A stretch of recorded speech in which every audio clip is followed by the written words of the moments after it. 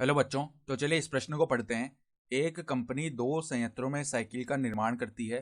पहले संयंत्र में 60% साइकिल तथा दूसरे संयंत्र में 40% साइकिल बनती है।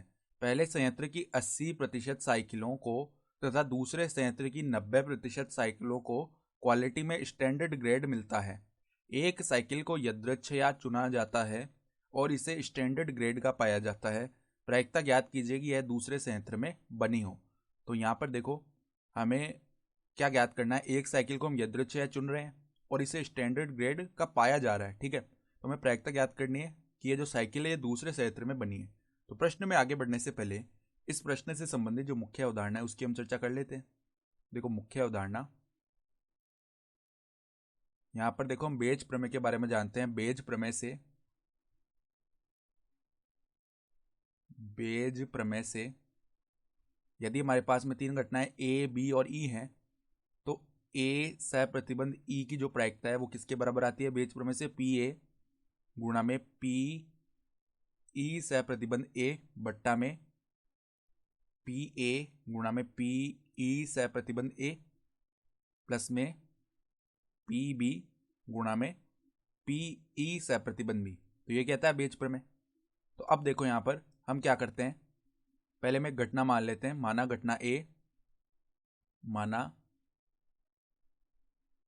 ए घटना मान लेते हैं कि साइकिल का पहले संयंत्र में बना होना। तो देखो, साइकिल का पहले संयंत्र में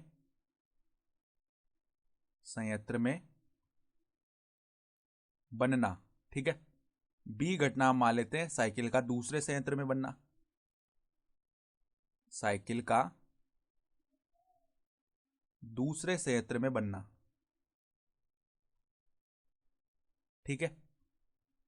और एक अन्य घटना हम ई मान लेते हैं कि साइकिल को स्टैंडर्ड ग्रेड मिलना, यानी साइकिल को क्वालिटी में स्टैंडर्ड ग्रेड मिलना।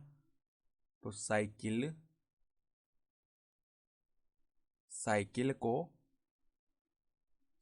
को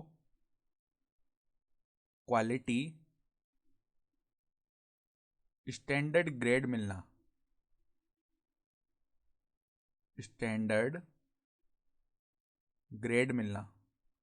ठीक है। तो ये हमने तीन घटनाएं मान ली है।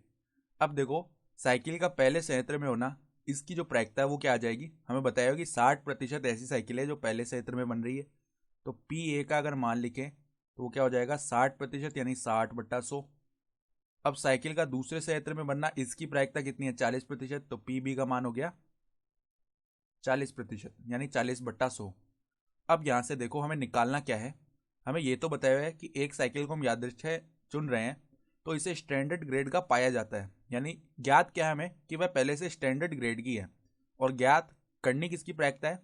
कि यह दूसरे क्षेत्र में बनी हो। तो देखो, ये तो हमें पता है कि वह स्टैंडर्ड ग्रेड की है। तो स्टैंडर्ड ग्रेड के लिए हमने कौन सी घटना मानी है? ई मानी है। तो हमें देखो, पी बी से प्रतिबंध ई निकालना है, अर्थात ई घटना का तो हमें पता है कि वो स्टैंडर्ड ग्रेड की है। अब हमें क्या ज्ञात करना है? कि वो साइकिल दूसरे संयंत्र में बनी हो, इसकी प्रायिकता ज्ञात करनी है, अर्थात पी बी से प्रतिबंध एन ई निकालना है, ठीक है। तो ये निकालने के लिए इसका मान किसके बराबर आएगा? पी बी गुणा में पी ई बट्टे बी बट्टा में पी बी गुणा पी ई बट्टा बी, यहां भी बेज प्रमेय लगा रहे हैं, प्लस में पी ए गुणा में पी ई बट्टा ए, इसके बराबर आ जाएगा। तो अब देखो, पी और पी बी तो हम लिख चुके हैं। हम क्या करते हैं, अगर हम पी ई बट्टा बी यानी पी ई सह प्रतिबंध बी लिख रहे हैं तो इसका मतलब क्या हो गया कि बी जो घटना है वो हो चुकी है। तो ई घटना की होने की प्रायिकता, तो बी घटना देखो क्या है? बी घटना है साइकिल का दूसरे संयंत्र में होना।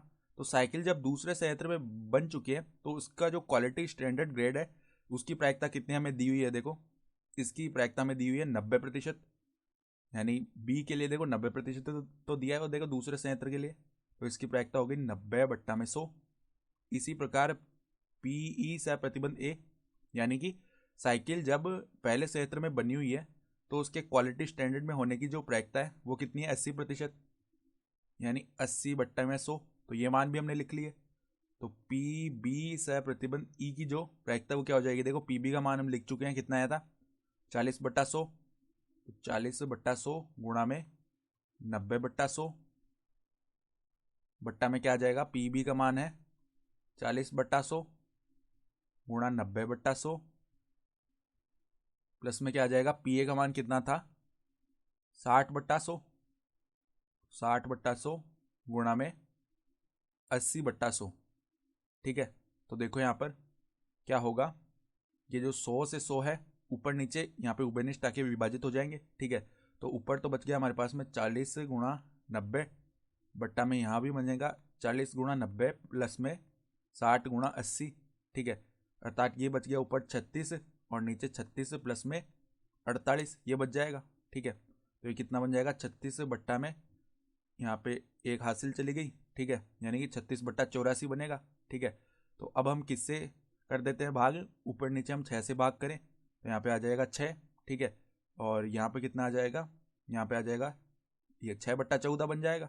अब अगर ऊपर नीचे 2 से विभाजित करें तो क्या आ जाएगा 3/7। तो हमारी अभीष्ट प्रायिकता कितनी आ गई 3/7 और यही हमारा क्या हो जाएगा, उत्तर भी हो जाएगा।